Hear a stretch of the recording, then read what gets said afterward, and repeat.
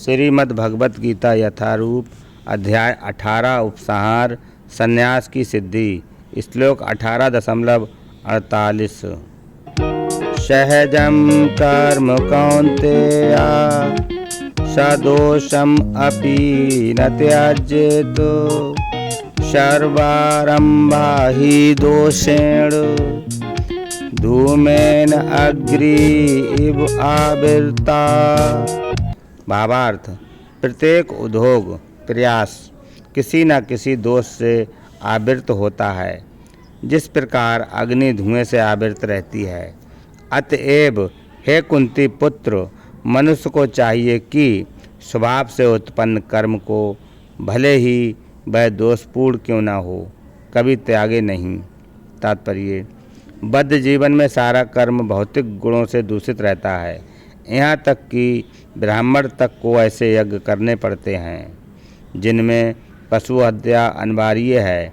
इसी प्रकार क्षत्रिय चाहे कितना ही पवित्र क्यों न हो, उसे पशुओं से युद्ध करना पड़ता है, वह इससे बच नहीं सकता।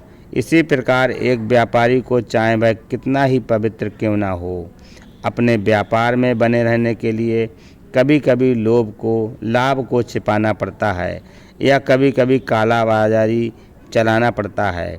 ये बातें आवश्यक हैं, इनसे बचा नहीं जा सकता। इसी प्रकार यदि शूद्र होकर बुरे स्वामी की सेवा करनी पड़े तो उसे स्वामी की आज्ञा का पालन करना होता है, भले ही ऐसा नहीं होना चाहिए।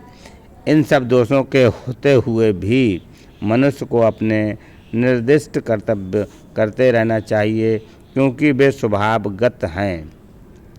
यहाँ पर एक अत्यंत सुंदर उदाहरण दिया जाता है। यद्यपि अग्नि शुद्ध होती है तो भी उसमें धुआं रहता है, लेकिन इतने पर भी अग्नि अशुद्ध नहीं होती। अग्नि में धुआं होना भी एक अग्नि समस्त तत्वों में शुद्धतम मानी जाती है। यदि कोई क्षत्रिय की वृत्ति त्याग कर ब्राह्मण की वृत्ति ग्रहण करना पसंद करता है तो उसको इसकी कोई निश्चितता नहीं है कि ब्राह्मण वृत्ति में कोई अरुचिकर कार्य नहीं होंगे। अतएव कोई यह निष्कर्ष निकाल सकता है कि संसार में प्रकृति के कलमश से कोई भी पूर्णता मुक्त नहीं है। इस प्रसंग में अग्नि तथा धुएं का उदाहरण अत्यंत उपयुक्त है।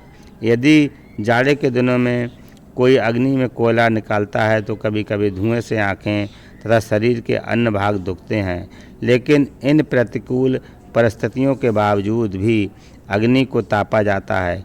इसी प्रकार किसी को अपनी सहज वृत्ति इसलिए नहीं त्याग देनी चाहिए कि कुछ बाधक तत्व आ गए हैं, अपितु मनुष्य को चाहिए कि कृष्ण भावना अमृत में रहकर अपने वृत्ति परक कार्य से परमेश्वर की सेवा करने का संकल्प ले। यही सिद्धि अवस्था है।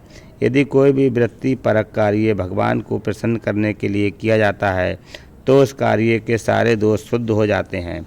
जब भक्ति से संबंधित कर्म फल शुद्ध हो जाते हैं तो मनुष्य अपने अंतर का दर्शन करता है, और यही आत्म साक्षात्कार है। हरे कृष्णा।